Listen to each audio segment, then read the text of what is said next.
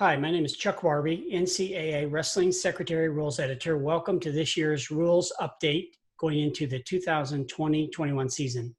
As a reminder, this upcoming season is a non-rule change year, so we'll be talking exclusively about reminders and points of emphasis. So let's go ahead and get started. The first one I want to talk to you about is really basic to make sure that the rule book that you're using is accurate and the most updated version that you should have. All the versions are the same, but if you go to the Arbiter Centermat website, you will see a URL there that you can click on for rules book corrections. You're going to want to make sure that you actually physically go through your book and make these corrections on there. That way you're not confused when you get out to a competition site or somebody doesn't show you something that may contradict what you know to be true. I also want to reinforce the importance of using the casebook. The casebook is a dynamic document that it contains all interpretations that are made in regards to questions that come up about wrestling rules throughout the season. If you ever wonder if you have the most current edition, you always want to make sure, again, if you go to the Centermat site, you click on the rules book tab. You can also download the current version of the casebook. And on page 5, you can see the date there. If you have a date that's earlier than that, you know that you need to look at some new interpretations in there. We do also send out email reminders about that. So if you pay attention to your email, you will always know when new interpretations are posted. Let's move into some more specific rules and reminders here. Over the summer, the NCAA Playing Rules Oversight Panel adopted a new playing rule for several sports. One of them was wrestling included, where now the teams are allowed to put commemorative patches on their uniforms, be it singlets or warm-ups. They used to have to do this via a waiver. Now this is standardized and okay. These have to be approved through either their institution or their conference, but those items are allowed on the uniform. At the same time, they also allowed them to put names or slogans on the backs of their singlets or warm-ups. I just want to remind referees that when these are different, they do not violate the uniformity requirement. And even if they were to violate that, even if you notice anything about the uniforms that is problematic, you're going to want to remember that those are not handled at mat side. When they come up, you report those to the games management staff, and they allow to handle that in a more administrative proceedings rather than at mat side like you might do for special equipment or an appearance violation of some sort. I want to remind you about the hair rule that was implemented a year or so ago. There continues to be no restriction on length. We had a good year for hair issues last year with this being put into place. Your only really rule that you have to uphold with the hair is that you need to check for oily or greasy substances. That is something that can be handled mat side, and if you find a violation, then you should charge the wrestler with the required timeout, give them the minute and a half to rectify the situation, and your judgment is final, referees, if you feel like that's been rectified sufficiently. Also, just a reminder as this comes up, we have no rules specific to hair. So if you have anything that seems unnecessarily rough or unsportsmanlike or even flagrant, and it involves hair in some way, those are existing rules that you can use to apply for anything related to hair or non-hair related issues and, that fall within those rules. Rules Committee wanted to remind everyone about hands to the face. We had a good year last year with that. This is an illegal hold, which means that it provides the referees the opportunity to use some verbal feedback. If you see something like this, any time an illegal hold like hands to the face is approaching legal, then referees can say stay out of the face or watch the hands or keep it legal. Those things are all acceptable. To hopefully avoid an illegal hold call. Keep in mind with all illegal holds that if the hold is applied illegally, and in this case right directly in the face, there is no warning required, and that hold should be called illegal immediately without any sort of caution or warning in advance. Our next reminder is in regards to scoring takedowns, reversals, and escapes. I know your National Coordinator of Officials Mr. Tim Shields has reinforced this a lot as well. I want to kind of remind you of the rules behind scoring takedowns, reversals, and escapes. Remember, a takedown requires two things: control and control beyond reaction time. A reversal requires a change of control beyond reaction time, and an escape would require a loss of control beyond reaction time. The rule book does, with a couple of exceptions that we'll discuss, the referee is in charge of determining when control is established, changed, or lost. And also the referee is responsible for determining what reaction time is. The one thing I can share with you that reaction time is not instantaneous. It's a real amount of time, but it will vary slightly from referee to referee. We have two exceptions here that you should know about. The hand touch takedown. This is the only time in the rule book, or one of the only times I should say in the rule book, in which reaction time is defined. It's defined as being instantaneous as soon as the hand touches. So for a hand touch takedown, and we'll watch a video here in just a second, they need rear standing neutral control. So that's the control part that's established. The hand touches, that's the reaction time is satisfied. Contrasting that is the neutral danger zone, in which the referee still has purview over reaction time, but the neutral danger zone actually defines control for the referee.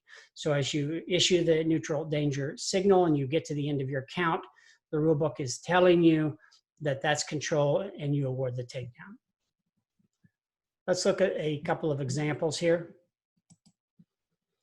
In this situation, you can see the wrestler establishes rear standing neutral control, and then the hand touches, which satisfies the reaction time rule. And we score a takedown, and then subsequently a follow-on escape there. Here's an example would not be a hand touch takedown because the wrestler had momentary control, but it was not from rear standing. So the hand touch does not require, so you need control and control beyond reaction times. So make sure you know the difference between rear standing neutral control and then control that's momentarily established on the mat. They require, one requires reaction time, one does not. Let's take a look at one more example of where reaction time is required. In this situation, you can see that the wrestler who hit the single leg had momentary control, but in my book, if I were a referee, and I would imagine in most books, this does not satisfy the reaction time requirement and would not be a takedown.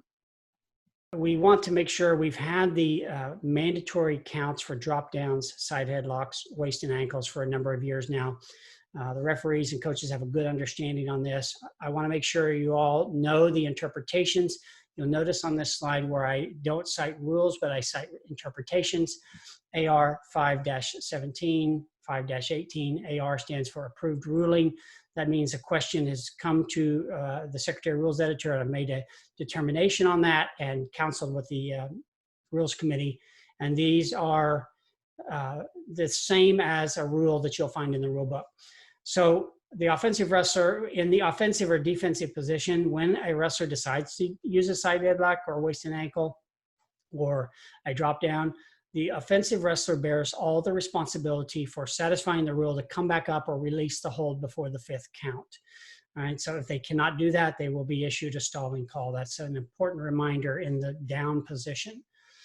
Also, it's real important in the down position to know that we do not penalize the offensive wrestler if the defensive wrestler drops to the lower leg first. In that case, if the defensive wrestler drops and then the top wrestler is forced to drop down, then we do not issue a mandatory count. Also, two other important reminders is these mandatory counts are not designed to at the detriment to a wrestler scoring a takedown. So anytime a takedown occurs, you need to give that wrestler the time to work up before starting your mandatory count. I know you need to counsel with your referee mechanics and your national coordinative officials on that, but the rule states that you have to give that wrestler time before you start issuing a mandatory count to work up. And lastly, in this area, There's no count if a wrestler secures a takedown and then is prohibited from working up in some way. In that instance, we let them wrestle it out, or we use the stalemate call to restart.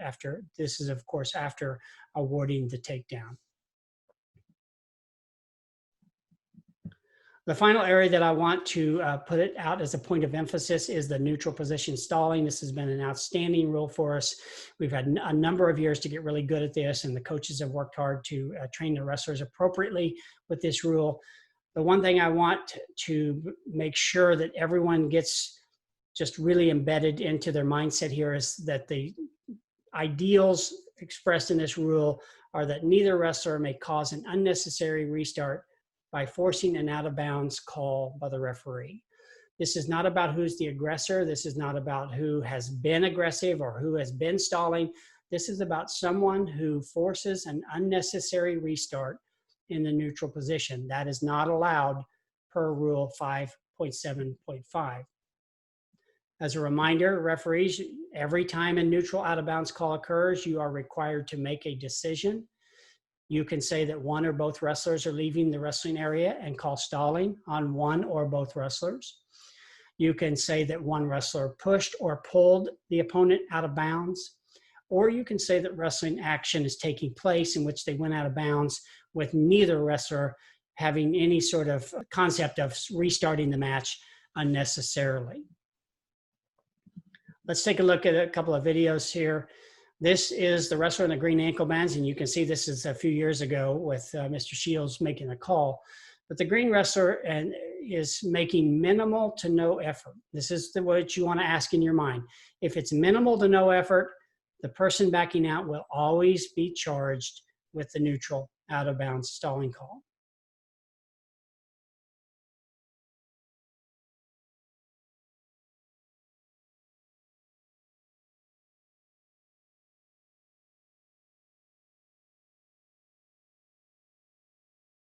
On the other hand here, and we have a decent example here, but I want you to really focus on the second example.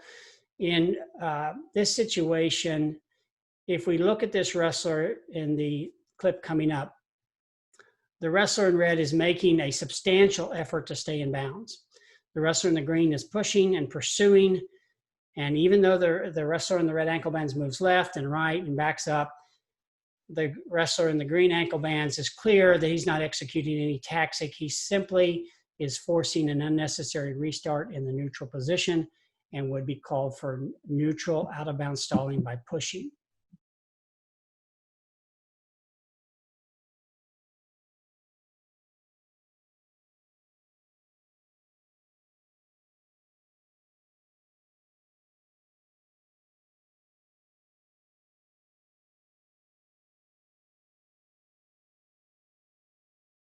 And then finally, when two wrestlers are just really wrestling hard with no regard for the out-of-bounds line, you can see that they're just defending and attacking.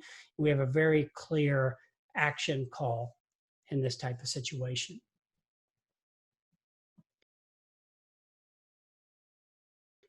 So that concludes the points of emphasis and reminders for the 2020-21 season.